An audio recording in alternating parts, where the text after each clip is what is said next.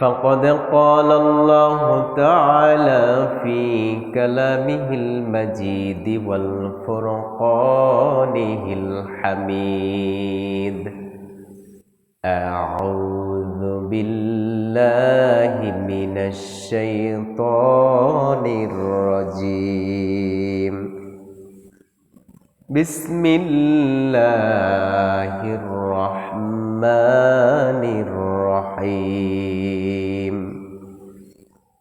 قل إن كنتم تحبون الله فاتبعوني يحببكم الله ويغفر لكم ذنوبكم والله غفور رحيم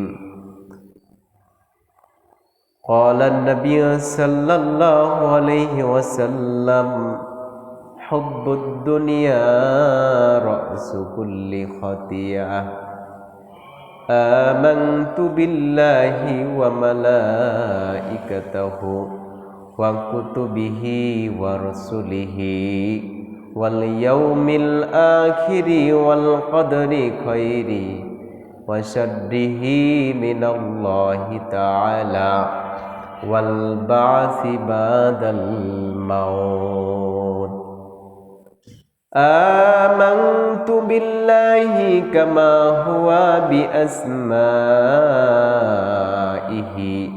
وصفاته وقبلت جميع أحكامه الصلاة والسلام عليك يا رسول الله الصلاة والسلام عليك يا حبيب الله الصلاة والسلام عليك يا رحمة للعالمين إن الحمد لله সমস্ত প্রশংসা ও তারিফ একমাত্র আল্লাহ তাআলার জন্য, যে মহান রব রবিউল আউয়াল মাসে জুমআর দিনে আল্লাহ তাআলা দয়া করে মায়া করে ভালোবেসে আল্লাহ তাআলার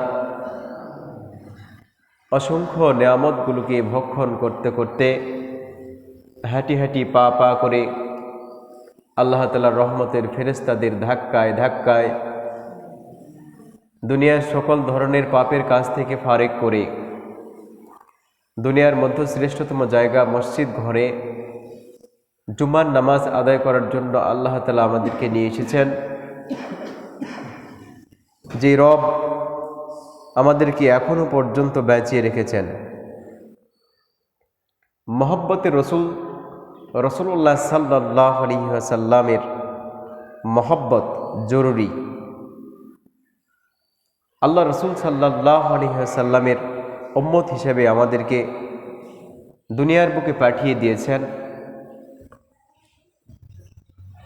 সেই মহান প্রভুর শানে শুকরিয়া আদায় করছি, সকলে বলছি আলহামদুলিল্লাহ। আর লাখো কোটি দরুদ বর্ষিত হতেই থাক জনাবে মুহাম্মদ রাসূলুল্লাহ সাল্লাল্লাহু আলাইহি ওয়াসাল্লাম। আল্লাহ তাআলা শেষ নবী মুহাম্মদ সাল্লাল্লাহু আলাইহি ওয়াসাল্লামের নূর মোবারককে সবার আগে তৈরি করে হযরতে আদম আলাইহিস সালাম থেকে শুরু করে ঈসা আলাইহিস সালাম পর্যন্ত এই সমস্ত নবী এবং রাসূলদের মধ্যে নূরে মুহাম্মাদি দিয়ে শেষ নবী হিসাবে মুহাম্মদ সাল্লাল্লাহু আলাইহি ওয়াসাল্লামকে দুনিয়ার বুকে পাঠিয়ে দিয়েছেন। এই শেষ জামানার যত মানুষ থাক, জিন থাক, সমস্ত মানুষ এবং জিনের সমস্ত সৃষ্টিকুলের নবী মানুষ এবং জিনের হেদায়েতের জন্য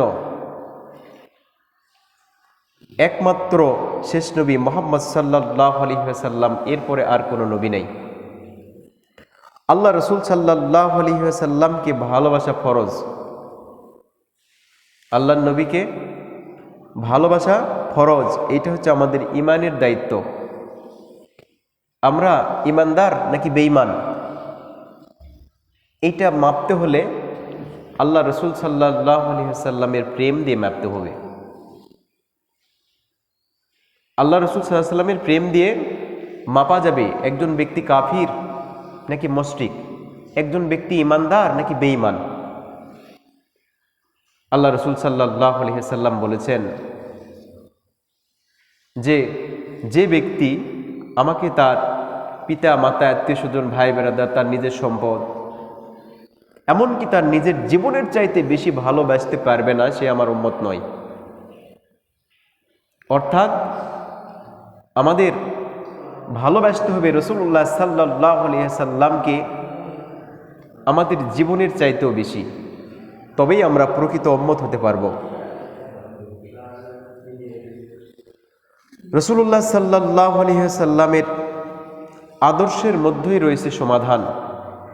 আল্লাহ রসুল সাল্লাল্লাহু আলাইহি ওয়াসাল্লাম মদিনায় শুয়ে আছেন, সেই রাসূলুল্লাহ সাল্লাল্লাহু আলাইহি ওয়াসাল্লামের শানে দরুদ প্রেরণ করছি, সকলে বলছি সাল্লাল্লাহু আলাইহি ওয়াসাল্লাম। দুনিয়ার বুকে কত মানুষ থাকে, কিছু মানুষ আছে দুনিয়া নিয়ে ব্যস্ত, কিছু মানুষ আছে আল্লাহ তাআলার ইবাদত নিয়ে ব্যস্ত। আল্লাহর নবী বললেন হুব্বুদ দুনিয়া রাসু কুল্লি খতিয়া, দুনিয়ার মহাব্বত সমস্ত গুনাহের মূল। একজন ঈমানওয়ালা ব্যক্তি, ঈমানদার ব্যক্তি, একজন মুমিন ব্যক্তি, এই ব্যক্তির মধ্যে যদি দুনিয়াটা ঢুকে যায়, দুনিয়াকে যদি সে গ্রহণ করে, দুনিয়াকে যদি বেশি ভালোবাসে, মুমিনের খাতায় তার নাম থাকে না। একজন ঈমানদার ব্যক্তি, এই ব্যক্তির মধ্যে যদি দুনিয়াটাকে প্রাধান্য দেয়, কোনটা হালাল কোনটা হারাম এটাকে জাস্টিফাই করলো না, বিচার করলো না, এই ব্যক্তি বেঈমান হতে দেরি হয় না। রাসূল বললেন হুব্বুদ দুনিয়া রাসু কুল্লি খতিয়া, যে দুনিয়ার মহাব্বত সমস্ত গুনাহের মূল। আমরা ভেবে দেখি যে আমাদের দিলের মধ্যে দুনিয়াটা বেশি নাকি আল্লাহ রসুলের প্রেম ভালোবাসা বেশি? আল্লাহ রসুল সাল্লাল্লাহু আলাইহি ওয়াসাল্লামের প্রেম ভালোবাসা যাদের মধ্যে আছে, তাহারা নামাজের সময় নামাজ ছাড়া থাকতে পারবে না, রোজার সময় রোজা ছাড়া থাকতে পারবে না, হক কথা বলার সময় হক কথা বলা ছাড়া থাকতে পারবে না। আল্লাহ রসুল সাল্লাল্লাহু আলাইহি ওয়াসাল্লামের ভালোবাসা যাদের দিলের মধ্যে আছে, দিনকে প্রতিষ্ঠা করার জন্য শরীরের মধ্যে আল্লাহ তাআলার নিয়ামত রক্তকে জমিনের মধ্যে ঢেলে দিবে দিনকে প্রতিষ্ঠা করার জন্য। আল্লাহ রসুল সাল্লাল্লাহু আলাইহি ওয়াসাল্লাম বললেন যে ব্যক্তি, সেই ব্যক্তি উম্মতি না, সে তার জীবনের চাইতে বেশি ভালো না বাসে। আল্লাহ রসুল সাল্লাল্লাহু আলাইহি ওয়াসাল্লাম দুনিয়ার বুকে থাকা অবস্থায়, জীবিত থাকা অবস্থায় উম্মতে মুহাম্মাদি রাসূলুল্লাহ সাল্লাল্লাহু আলাইহি ওয়াসাল্লামের স্বর্ণযুগের সেই সাহাবায়ে কেরামগণ দেখিয়ে দিয়েছেন যে রাসূলুল্লাহ সাল্লাল্লাহু আলাইহি ওয়াসাল্লামের যে হাদিস, আল্লাহ তাআলার অর্ডার, তোমরা রাসূলকে ভালোবাসো, তোমাদের জান মাল, তোমাদের স্ত্রী পুত্র পরিবার পরিজন এর চাইতেও বেশি, সেটা দেখিয়ে দিয়েছেন। আজকের আলোচনা সেদিকেই যাওয়ার চেষ্টা করছি ইনশাআল্লাহ। ভালোবাসা এমন একটা জিনিস, এই ভালোবাসার মাধ্যমে কেউ জাহান্নামী হবে, আবার এই ভালোবাসার মাধ্যমে কেউ জান্নাতি হবে। হুব্বুদ দুনিয়া রাসু কুল্লি খতিয়া, দুনিয়াকে যদি আমরা ভালোবাসি খেতাব আমাদের জাহান্নামী। রাসূলকে যদি ভালোবাসি, রাসূলের সুন্নতকে যদি ভালোবাসি, আল্লাহ রসুল সাল্লাল্লাহু আলাইহি ওয়াসাল্লামের রিসালাত, আল্লাহ রসুল সাল্লাল্লাহু আলাইহি ওয়াসাল্লামের দ্বীন, আল্লাহ রসুল সাল্লাল্লাহু আলাইহি ওয়াসাল্লামের সামাজিক ব্যবস্থা, রাষ্ট্রীয় ব্যবস্থা, অর্থনৈতিক ব্যবস্থা, এই জিনিসগুলো আমরা অন্বেষণ করে এইটা যদি আমাদের জীবদ্দশায়, আমাদের পারিবারিকভাবে, রাষ্ট্রীয়ভাবে, সামাজিকভাবে এটার বাস্তবায়ন করি, তাহলে আমরা হব জান্নাতি। অর্থাৎ আল্লাহ রসুল সাল্লাল্লাহু আলাইহি ওয়াসাল্লাম সাহাবী বলছে যে তুমি জান্নাতি নাকি জাহান্নামী, মৃত্যুর পূর্বে তোমার ইমান, তোমার নেক আমলগুলো, তোমার আমলগুলো মেপে দেখো, তুমি জান্নাতি নাকি জাহান্নামী। আল্লাহ রসুলকে ভালোবাসলে কি হবে? আল্লাহ তাআলা পবিত্র কালামুল্লাহ শরীফে বলেছেন, বিসমিল্লাহির রহমানির রহিম, কুল ইন কুনতুম তুহিব্বুনাল্লাহা ফাত্তাবিউনি ইউহিব্বুকুমুল্লাহ ওয়া ইয়াগফির লাকুম যুনুবাকুম ওয়াল্লাহু গফুরুর রহিম। আল্লাহ রাসূল সাল্লাল্লাহু আলাইহি ওয়াসাল্লামকে ভালোবাসলে আল্লাহ তাআলা বললেন, হে রাসূল আপনি বলে দিন, কুল ইন কুনতুম তুহিব্বুনাল্লাহ, যদি কেউ আল্লাহকে ভালোবাসতে চায়, ফাত্তাবিউনি, সে যেন তোমাকে অনুসরণ করে, রাসূলকে অনুসরণ করে। তাহলে রাসূলের জিকির সমান সমান আল্লাহর জিকির, সুবহানাল্লাহ পড়েন। রাসূলের অনুসরণ সমান সমান আল্লাহ যেটা চাইছেন সেটা পেয়ে যাবেন। আল্লাহর অনুসরণ করা, রাসূলের ইত্তেবার মাধ্যমেই আল্লাহ তাআলার অনুসরণ করা। আল্লাহ রসুলকে ভালোবাসলে কি করবেন? আল্লাহ ইয়াগফির লাকুম যুনুবাকুম, আমাদের সমস্ত জিন্দেগীর গুনাহগুলোকে মাফ করে দিবেন। আল্লাহু গফুরুর রহিম, আল্লাহ তাআলা নিজের ব্যাপারে বলেছেন, দুনিয়ার বুকে যত মানুষ থাক না কেন, যত মাখলুক থাক না কেন, যে কেউই থাক না কেন, সবচেয়ে যিনি বেশি ক্ষমাশীল তিনি হচ্ছেন আমাদের রব। তাছাড়া আমাদের জিন্দেগির দিকে আমরা তাকাই না কেন? শুধু গুনাহ আর গুনাহ, শুধু গুনাহ আর গুনাহ, গুনায় কলুষিত জীবন, গুনায় কলুষিত জিন্দেগি, সারা জিন্দেগি শুধু পাপ আর পাপ। আল্লাহ তাআলা কোরআনে আয়াতে কারিমা নাজিল করে দিয়েছেন, বান্দা যদি ফিরে আসে এই সমস্ত গুনাহগুলো আল্লাহ তাআলা মাফ তো করে দিবেনই, এই গুনাহগুলোকে নেকিতে পরিণত করে দিবেন। সুবহানাল্লাহ।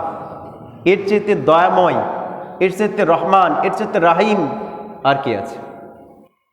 আল্লাহ রসুল সাল্লাল্লাহু আলাইহি সাল্লামের বেশি থেকে বেশি কি করতে হবে? ভালোবাসতে হবে।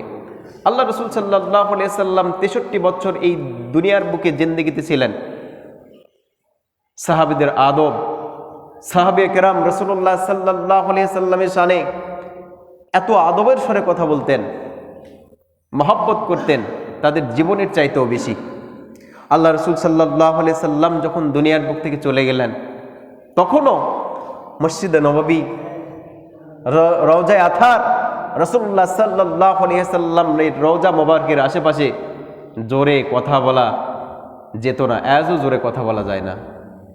আল্লাহ রসুল সাল্লাল্লাহু আলাইহি সাল্লাম জীবিত থাকা অবস্থায় তার দরবারে যখন কি সাহাবায়ে কেরাম আসতেন, উচ্চ আওয়াজে কথা বলা নিষেধ ছিল। আদবের খেলাফ, আদবে আউলিয়া, বেআদবে শয়তান। আদব, সাহস, মহব্বত আর বুদ্ধি, তরিকতের মানুষরা আদব, সাহস, মহব্বত, বুদ্ধি এই 4টি অস্ত্র দিয়ে ওই ব্যক্তিরা নিজকে চিনে, রসুলকে চিনে, রবকে চিনে। বলুন সুবহানাল্লাহ। নিজকে চিনে, রসুলকে চিনে, রবকে চিনে, আলিম ওলামাদেরকে চিনে। আল্লাহ রসুল সাল্লাল্লাহু আলাইহি ওয়াসাল্লাম, আল্লাহ রসুল সাল্লাল্লাহু আলাইহি ওয়াসাল্লামের নাম ধরে ডাকা নিষেধ ছিল। রাসূলুল্লাহ সাল্লাল্লাহু আলাইহি ওয়াসাল্লামকে ডাকতে হলে বলতে হতো ইয়া নবী আল্লাহ, ইয়া রাসূল আল্লাহ। সুবহানাল্লাহ করেন। ইয়া নবী আল্লাহ, ইয়া রাসূল আল্লাহ বলতে হতো। আল্লাহ রসুল সাল্লাল্লাহু আলাইহি ওয়াসাল্লাম, যেটা বলছিলাম, আল্লাহ রসুল সাল্লাল্লাহু আলাইহি ওয়াসাল্লামকে ভালোবাসা ফরজ। আমাদের ইমানের মানদণ্ড, আমরা আমাদের ইমানটাকে মাপতে পারবো রাসূলুল্লাহ সাল্লাল্লাহু আলাইহি ওয়াসাল্লামের ভালোবাসা দ্বারা। রাসূলের সীমাহীন ভালোবাসা ছাড়া মানে ইমানের দাম নেই, এরকম একটা গজল তৈরি করেছেন। আল্লাহ রসুল সাল্লাল্লাহু আলাইহি ওয়াসাল্লামের জামানায় নবী করিম সাল্লাল্লাহু আলাইহি ওয়াসাল্লাম যখন জীবদ্দশায় তার জীবনে জীবিত ছিলেন, এমত অবস্থায় একজন সাহাবী রাসূলুল্লাহ সাল্লাল্লাহু আলাইহি ওয়াসাল্লামের কাছে আসলেন। আল্লাহর নবীর কাছে এসে বললেন, ইয়া রাসূলুল্লাহ, ইয়া হাবিবাল্লাহ, আপনি বলে দিন কবে কিয়ামত সংঘটিত হবে। আল্লাহর নবী বললেন, হে অমুক সাহাবী, তুমি কিয়ামতের খোঁজ খবর নিচ্ছ ও কিয়ামতের জন্য কতটুকু আমল সঞ্চয় করেছ? কিয়ামত কবে হবে এই কথাটা শুনতে চাও, কিন্তু এই কিয়ামতের জন্য তুমি কতটুকু আমল সংগ্রহ করেছ, সঞ্চয় করেছ? আল্লাহ রাসূল সাল্লাল্লাহু আলাইহি সাল্লামের সাহাবী বললেন, ইয়া রাসূলুল্লাহ, নামাজ, রোজা, সাদকা, যাকাত বেশি দিতে পারি নাই, কিন্তু আমি আপনাকে ভালোবাসি। সুবহানাল্লাহ। আল্লাহ রাসূল সাল্লাল্লাহু আলাইহি সাল্লাম উত্তর দিলেন, আল্লাহ রাসূল সাল্লাল্লাহু আলাইহি ওয়াসাল্লাম উত্তর দিলেন, তুমি তারই সঙ্গী হবে যাকে তুমি ভালোবাসো। তুমি তারই সঙ্গী হবে যাকে তুমি ভালোবাসো। কোন ব্যক্তি যদি রসুলের ভালোবাসে, রসুলকে ভালোবাসে, দুনিয়ার বুকে একটা মানুষ আর একটা মানুষকে বৈধ বা অবৈধভাবে ভালোবাসার জন্য জীবনটাকে ত্যাগ করে দেয়, জীবনটাকে শেষ করে দেয়, আল্লাহ রাসূল সাল্লাল্লাহু আলাইহি সাল্লামকে ভালোবাসলেই এই ভালোবাসার প্রতি উত্তর সমান সমান জান্নাত। আল্লাহ রাসূল সাল্লাল্লাহু আলাইহি সাল্লাম বললেন যে তুমি যাকে ভালোবাসো তুমি তারই সঙ্গী হবে যাকে তুমি ভালোবাসো। সাহাবী নাজাতের এবং সমাধানের বাণী পেয়ে গেলেন। সুবহানাল্লাহ। এইটা পুরা উম্মতে মুহাম্মাদির জন্য এটা দলিল হিসাবে থাকলো। প্রিয় ভাইয়েরা, আল্লাহ রাসূল সাল্লাল্লাহু আলাইহি সাল্লামের এই হাদিস আমাদের সমাজের মধ্যে একটু বাস্তবায়ন করে দেখি। আমাদের সমাজের মধ্যে তাসের আড্ডা আছে, অর্থাৎ একজন ব্যক্তি যখন কি করে, তাস খেলার জন্য একা একা খেলতে পারে না, ওর একটা গ্রুপ লাগে। একজন আরেকজনকে ভালোবাসে। কেন ভালোবাসে? ওই তাসের মহব্বতে ভালোবাসে। কথা বলেন ঠিক না বা ঠিক? প্রিয় ভাইয়েরা, একজন ব্যক্তি মদ খায়, কেউ কেউ মদ বানায়, এদের একটা গ্রুপ থাকে, একসঙ্গে মদ খাইতে খাইতে এরকম ভাবে বলে, তুমি কতটুকু খেতে পারো আর আমি কতটুকু খেতে পারি। এরকম পাল্লা পাল্লি লাগে। ওই মদ খাওয়ার পরে নিজের বাড়ির দরজাটাকেও পর্যন্ত ভুলিয়ে যায়, নিজের বাড়ির দরজাটা ভুলিয়ে যায়। সমাজের মধ্যে যদি কোনো সুদের ব্যবসা থাকে, এই সুদারুদের সম্পর্ক থাকে আর একটা সুদারুর সাথে। ছোট সুদারু যারা আছে তাদের সম্পর্ক থাকে বড় সুদারুদের সাথে। কি করে তার এই সুদের ব্যবসাটাকে সমাজের মধ্যে প্রতিষ্ঠিত করবে, এই বুদ্ধিটা বড় সুদারুর কাছ থেকে নাই। কথা বলেন ঠিক না বা ঠিক? প্রিয় ভাইয়েরা, আল্লাহ রাসূল বললেন তুমি তারই সঙ্গী হবে যাকে তুমি ভালোবাসো। এই কথাটা যদি আমাদের সমাজের মধ্যে, আমাদের জিন্দেগির মধ্যে আমরা ঢুকায় নেই, তাহলে সে একজন ব্যক্তি তাসের জন্য আরেকজন ব্যক্তিকে তাস খেলার জন্য ভালোবাসে, একজন ব্যক্তি নেশা করার জন্য একজন মদখোরকে ভালোবাসে, একজন ব্যক্তি সুদের ব্যবসা করে এই সুদের ব্যবসাটা সে প্রতিষ্ঠিত করার জন্য, শেখার জন্য ভালোবাসে, তাহলে এই ব্যক্তির কিয়ামতটা কার সাথে হবে? এই ব্যক্তির কিয়ামত কার সাথে হবে? দুনিয়ার বুকে যে যে কওমের অনুসরণ করবে সে কওমের সাথেই তার হাসর হবে। যদিও আমরা মুসলিম সন্তান, মুসলমানের ঘরে আমাদের জন্ম, কিন্তু ভেবো না গরুর বাচ্চা গরু হয়, ছাগলের বাচ্চা ছাগল হয়, ভেড়ার বাচ্চা ভেড়া হয়, উটের বাচ্চা উট হয়, দুম্বার বাচ্চা দুম্বা হয়। কিন্তু মানুষের বাচ্চা মানুষ হতে গেলে তাকে মানুষের কাছে যাইতে হবে, ভালো মানুষের কাছে যেতে হবে। পুরা পৃথিবী পাপে জর্জরিত, পুরা পৃথিবী পাপে জর্জরিত। কাবা শরীফের মধ্যে মূর্তি ছিল, মানুষগুন কি করত? চন্দ্র পূজা করত, বৃক্ষ পূজা করত, সূর্য পূজা করত। পথের দিশা যখন দিলেন মুহাম্মদ সাল্লাল্লাহু আলাইহি ওয়াসাল্লাম, যেই সমস্ত মানুষেরা মুহাম্মদ সাল্লাল্লাহু আলাইহি ওয়াসাল্লামের দ্বীনকে মেনে নিলেন, নবী হিসাবে মেনে নিলেন, তারা জান্নাতি মানুষ হিসাবে পরিণত হয়ে গেলেন। এত সেই রাস্তা আছে, এত সেই রাস্তা আছে, এটা আমাদেরকে অন্বেষণ করতে হবে। প্রিয় ভাইয়েরা, হযরত আলী রাসূলুল্লাহ সাল্লাল্লাহু আলাইহি ওয়াসাল্লামের জামাই, হযরতে মা ফাতেমা রাদিয়াল্লাহু আনহা তার স্বামী ইমাম হাসান এবং হুসাইনের বাবা আল্লাহর রাসূলের সাহাবী হযরতে আলী রাদিয়াল্লাহু আনহু বর্ণিত, তিনি বলেন রাসূল পাক সাল্লাল্লাহু আলাইহি ওয়াসাল্লাম কি করলেন, ইমাম হাসান এবং হুসাইনের হাত ধরলেন, হাত ধরে বললেন, এই দুইজনকে, তার বাবাকে এবং তার মাকে যারা ভালোবাসবে তারা জান্নাতে আমার স্থানে থাকবে, আমার সাথে থাকবে। সুবহানাল্লাহ পড়েন। আল্লাহর নবী বললেন যে আমি তো দুনিয়ার বুক থেকে চলে যাব, আমি চলে যাওয়ার পরে আল্লাহর নবী বললেন এই দুইজনকে এবং তার পিতা এবং মাতাকে যারা ভালোবাসবে তারা হবে জান্নাতি। তাহলে আমরা কাকে ভালোবাসবো? হাসান এবং হোসাইন যারা নিজের জীবনটাকে বিলীন করে দিয়েছে তার নানা রাসূলুল্লাহ সাল্লাল্লাহু আলাইহি ওয়াসাল্লামের দ্বীনটাকে দুনিয়ার বুকে প্রতিষ্ঠিত করার জন্য।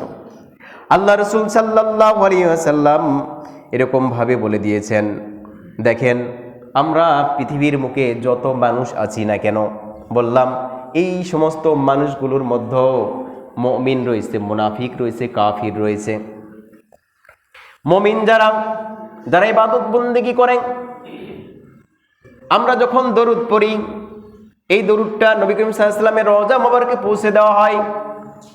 যারা দরুদ পাঠক তাদের দিলের মধ্যে তামান্না এরকম হয় যে শয়নে স্বপনে একবার যদি দিদারে মুহাম্মদ সাল্লাল্লাহু আলাইহি ওয়াসাল্লাম হয়ে যায় তাহলে তার জীবনটা ধন্য হয়ে যাবে। মাদারিজুন নবুয়াত কিতাবের মধ্যে লিখিত রয়েছে, এই মুমিন, কিছু মুমিনরা এরকম বলে শয়নে স্বপনে, স্বপনের মধ্যে যদি একবার দিদারে রসুল হয়ে যায় তার জীবনটা ধন্য। আবার তিনি লেখেন যে আল্লাহ রসুল সাল্লাল্লাহু আলাইহি ওয়াসাল্লামের সাহাবী বলেছেন যে আমার পরবর্তী যারা উম্মত আসবে তারা আমাকে বেশি ভালোবাসবে। সুবহানাল্লাহ। কেমন বেশি ভালোবাসবে? পৃথিবীর বুকে লক্ষ লক্ষ কোটি কোটি মুসলিম উম্মাহকে পাওয়া যাবে যদি তারা এরকম করত, কি করত, মানে সরাসরি স্বচক্ষে মুহাম্মদ সাল্লাল্লাহু আলাইহি ওয়াসাল্লামকে দেখতে পেত, তাহলে তাদের ওই ধন সম্পদগুলা, স্ত্রী পুত্রগুলা সব কিছু মুহাম্মদ সাল্লাল্লাহু আলাইহি ওয়াসাল্লামের সামনে কুরবান করে দিত। দেহলবী রহমতুল্লাহি আলাইহি বলেন, কেউ স্বপ্নে দেখতে চায় আল্লাহ তাআলার কিছু ওলি এই দুনিয়ার বুকে আছে, তারা স্বচক্ষে সরাসরি মুহাম্মদ সাল্লাল্লাহু আলাইহি ওয়াসাল্লামকে জাগ্রত অবস্থায় দেখতে চায়। সুবহানাল্লাহ। আল্লাহ রাসূল সাল্লাল্লাহু আলাইহি ওয়াসাল্লামকে ভালোবাসা, যেটা বলছিলাম, এই দিদার প্রত্যেকের দিলের একটা তামান্না। আল্লাহ রাসূল সাল্লাল্লাহু আলাইহি ওয়াসাল্লামের জীবদ্দশায় 27টি যুদ্ধের মধ্যে মুহাম্মদ সাল্লাল্লাহু আলাইহি ওয়াসাল্লাম অংশগ্রহণ করেছেন। আলোচনা চলছে রাসূল সাল্লাল্লাহু আলাইহি ওয়াসাল্লামের ভালোবাসার মানদণ্ডটা হচ্ছে জীবনের চাইতেও বেশি ভালোবাসতে হবে। এই কথাটা যখন মুহাম্মদ সাল্লাল্লাহু আলাইহি ওয়াসাল্লাম বললেন, তার সময়ে সাহাবায়ে কেরাম আল্লাহর নবীকে ভালোবাসে দেখিয়ে দিয়েছেন। দরুদ পড়ুন, আল্লাহুম্মা, সামনে আসুন, সাল্লি আলা সাইয়্যিদিনা মাওলানা মুহাম্মদ ওয়া আলা আলিহি শাফিয়ানা মুহাম্মদ। কিতাবের মধ্যে দেখলাম উহুদ যুদ্ধের মধ্যে রাসূলুল্লাহ সাল্লাল্লাহু আলাইহি ওয়াসাল্লামের দান মোবারক শহীদ হয়ে গেছে, আল্লাহর নবীর দাঁত মোবারক শহীদ হয়ে গেছে, কিন্তু কাফিরেরা অ্যানাউন্স করে দিয়েছে যে মুহাম্মদ সাল্লাল্লাহু আলাইহি ওয়াসাল্লাম দুনিয়ার বুকে নাই। আশিকে রাসূলরা দিশেহারা হয়ে গেছে। আল্লাহ রাসূল সাল্লাল্লাহু আলাইহি ওয়াসাল্লাম উহুদ যুদ্ধের মধ্যে দান মোবারক শহীদ হয়ে গেছে, ফিনকি দিয়ে রক্ত পড়তেছে। হযরতে আলী রাদিয়াল্লাহু আনহু মশালেত করে পানি নিয়ে এসে মুহাম্মদ সাল্লাল্লাহু আলাইহি ওয়াসাল্লামের সেই দান মোবারক ধুয়ে দিচ্ছেন তার কন্যা হযরতে ফাতেমা রাদিয়াল্লাহু আনহা।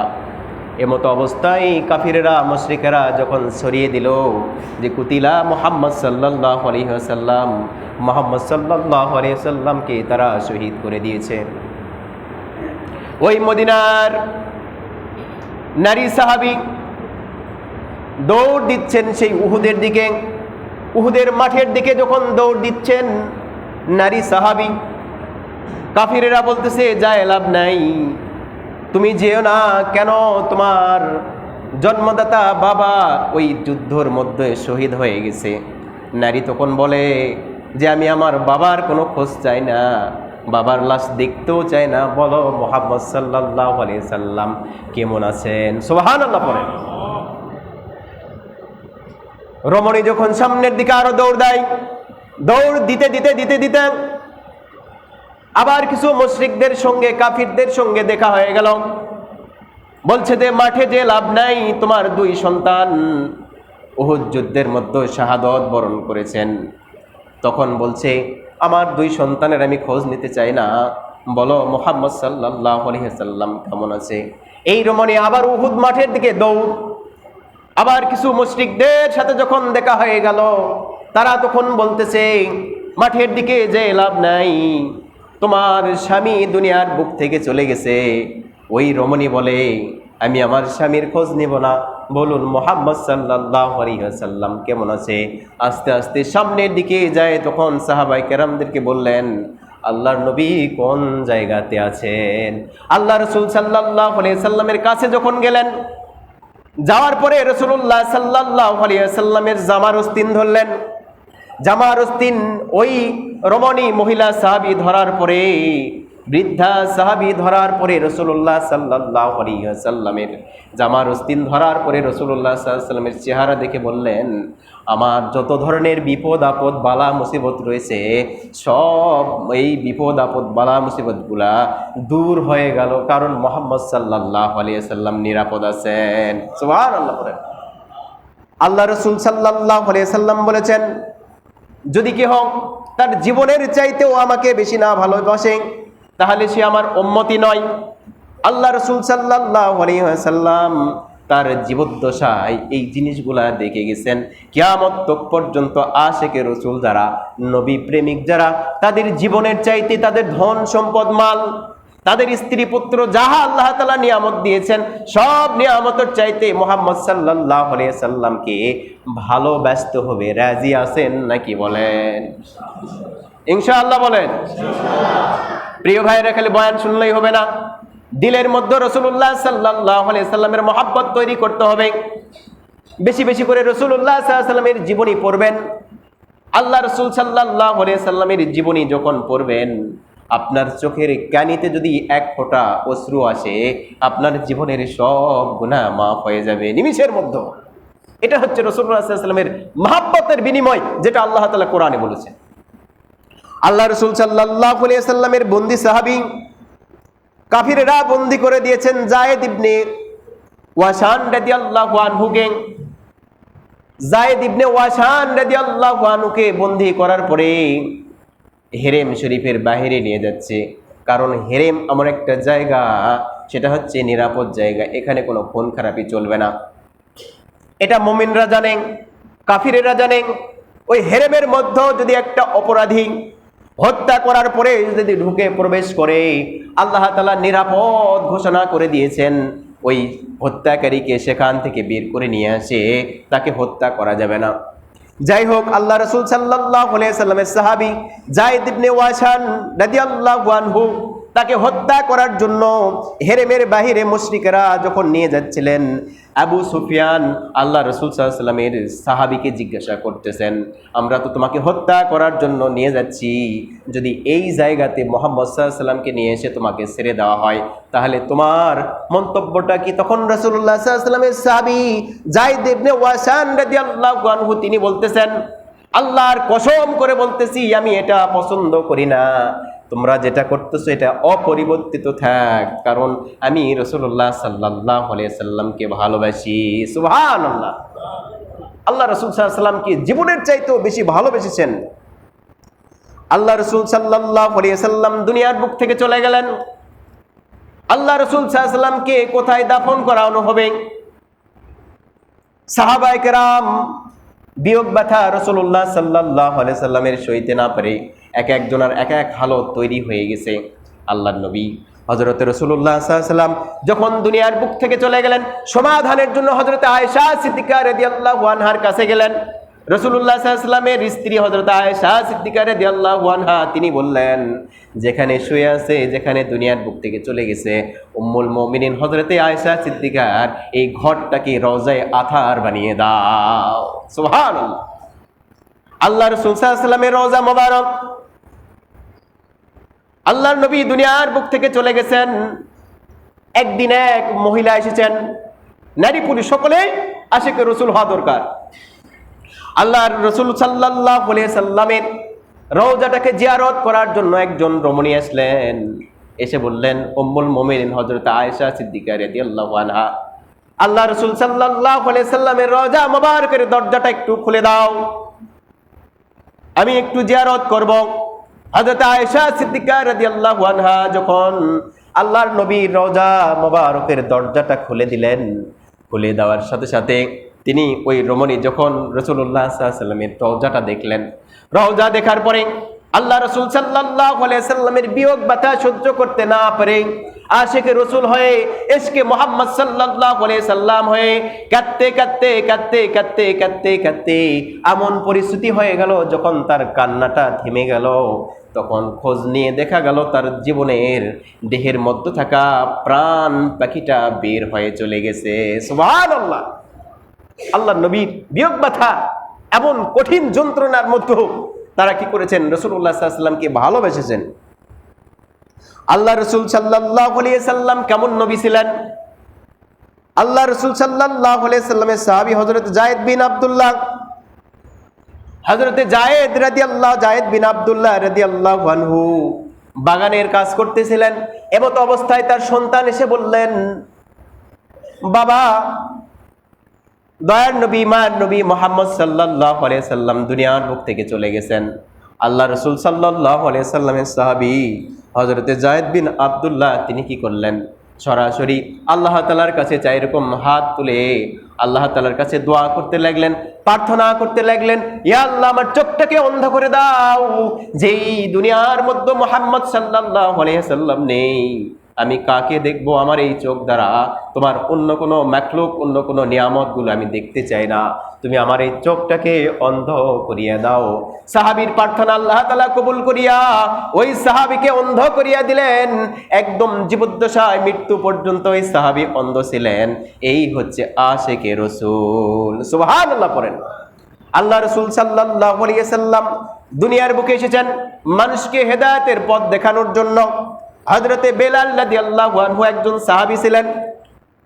হযরতে বেলাল রাদিয়াল্লাহু আনহু হাবশী সাহাবী। আরে তারা কোনো মাদ্রাসায় পড়েন নাই, ভার্সিটিতে পড়েন নাই, কোনো মক্তবে পড়েন নাই। রাসূলুল্লাহ সাল্লাল্লাহু আলাইহি সাল্লামের সাহাবী হযরতে বেলাল রাদিয়াল্লাহু আনহু কেমন সাহাবী ছিলেন? যেই সাহাবীকে আল্লাহ তাআলা এমন মর্যাদা দিয়েছিলেন, মদিনার জমিতে হাঁটি হাঁটি পা পা করে ঘুরতেন, মক্কার জমিনে হাঁটি হাঁটি পা পা করে ঘুরতেন। এই পায়ের আওয়াজ চলে যেত আল্লাহ তাআলার আরশে মুআল্লায়। সুবহানাল্লাহ পড়েন। প্রিয় ভাইয়েরা, আল্লাহ রাসূল সাল্লাল্লাহু আলাইহি সাল্লাম পথ চলতেন। হযরতে বেলাল রাদিয়াল্লাহু আনহু, হযরতে বেলাল রাদিয়াল্লাহু আনহু রাসূলুল্লাহ সাল্লাল্লাহু আলাইহি সাল্লামের সামনে সামনে যেতেন, আগায় আগায় যেতেন। ব্যাখ্যাকারীরা লিখেছেন কেন আগায় যেতেন? আল্লাহ রাসূল সাল্লাল্লাহু আলাইহি সাল্লামের পায়ের মধ্যে যেন ওই শক্ত পাথর অথবা কোনো কাঁটা যেন না ফোটে, এই জন্য রাস্তাটাকে পরিষ্কার করে দিতেন হযরতে বেলাল রাদিয়াল্লাহু আনহু। আল্লাহ রাসূল সাল্লাল্লাহু আলাইহি সাল্লাম দুনিয়ার বুক থেকে যখন চলে গেলেন, বিয়োগ ব্যথা সহ্য করতে না পারে মদিনায় আজান দেওয়া বন্ধ করে দিলেন। মসজিদে নববীতে আর বেলালের আজান হয় না। গেটটি টোপলা নিয়ে হযরত বেলাল রাদিয়াল্লাহু আনহু চিন্তা করতেছেন, যেই মদিনায় নবী নাই সেই মদিনায় আমি থাকবো না। গেটটি টোপলা এগুলো তার প্রয়োজনীয় জিনিসগুলো নিয়ে রওজায়ে আথার মুহাম্মদ সাল্লাল্লাহু আলাইহি সাল্লামের রওজা মোবারকে গিয়ে বিদায় নিচ্ছেন। ইয়া রাসূলুল্লাহ, ইয়া হাবিবাল্লাহ, আপনি দুনিয়ার বুকে থাকা অবস্থায় আমি আজান দিতাম আর আপনি ইমামতি করতেন, আমি আজান দিতাম আপনি ইমামতি করতেন, আমি পথ চলতাম আপনি আমার পিছনে পিছনে পথ চলতেন, আমি সরাসরি আপনাকে সাক্ষাৎ করেছি, দেখা করেছি, এরকম ভাবে বিভিন্ন কথা বললেন। আপনি যেহেতু দুনিয়ার বুকে নাই, ওই মসজিদে নববীতে আমি আর আজান দিব না, আমি চলে গেলাম। এরকম ভাবে কিতাবের মধ্যে এসেছে হযরতে বেলাল রাসূলুল্লাহ সাল্লাল্লাহু আলাইহি সাল্লামের বিয়োগ বাতা সহ্য করতে না পারে মদিনার বাইরে চলে গেলেন। 6 মাস অতিবাহিত হয়ে গেল, মসজিদে নববীতে হযরত বেলাল রাদিয়াল্লাহু আনহুর আজান নেই। 6 মাস পর রাসূলুল্লাহ সাল্লাল্লাহু আলাইহি সাল্লাম হযরত বেলাল রাদিয়াল্লাহু আনহুকে স্বপ্নে বললেন, কত মানুষ এসে আমার রওজাটাকে জিয়ারত করে যায়, বেলাল তোমার কি হয়েছে যে তুমি আমার রওজাটাকে জিয়ারত করতে আসো না? হযরত বেলাল রাদিয়াল্লাহু আনহু স্থির থাকতে পারলেন না। বেলাল রাদিয়াল্লাহু আনহু মদিনার মধ্যে চলে আসলেন, মসজিদে নববীর মধ্যে চলে আসলেন। সেই সময়ে ছোট ছোট বাচ্চারা দেখেছিলেন, যখন মদিনাতে রাস্তা দিয়ে বেলাল যাইতো, তার পিছনে মুহাম্মদ সাল্লাল্লাহু আলাইহি সাল্লাম যাইতো। ছোট ছোট বাচ্চারা বলল, 6 মাস পর বেলাল রাদিয়াল্লাহু আনহু এসেছে, আজও জানি মুহাম্মদ সাল্লাল্লাহু আলাইহি সাল্লাম তার পিছে পিছে পথ চলতে থাকবে। হযরত বেলাল রাদিয়াল্লাহু আনহুকে সাহাবায়ে কেরাম বললেন, বেলাল তুমি আজান দাও, তোমার আজান অনেক দিন থেকে শোনা হয় নাই, তোমার আজান দাও, তুমি এমন আজান দাও যেই আজানের মাধ্যমে, যদিও নবী করিম সাল্লাল্লাহু আলাইহি সাল্লাম দুনিয়ার বুকে নাই, কিন্তু তোমার এই আজানের বিনিময়ে আমরা আশিকে রাসূল হয়ে রাসূলুল্লাহ সাল্লাল্লাহু আলাইহি সাল্লামের কথাগুলো, রাসূলুল্লাহ সাল্লাল্লাহু আলাইহি সাল্লামকে স্মরণ করে আমরা অশ্রুপাত করব, আমরা কান্নাকাটি করব।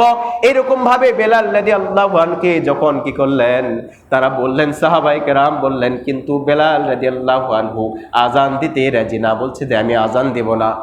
শেষ পর্যন্ত সাহাবায়ে কেরাম পরামর্শ করলেন, ইমাম হাসান এবং হুসাইন রাদিয়াল্লাহু আনহু নিয়ে আসলেন, তারা পাঁজরে বসলেন। পাঁজরে বসার পরে বললেন, বেলাল মসজিদে নববীতে আজান দাও।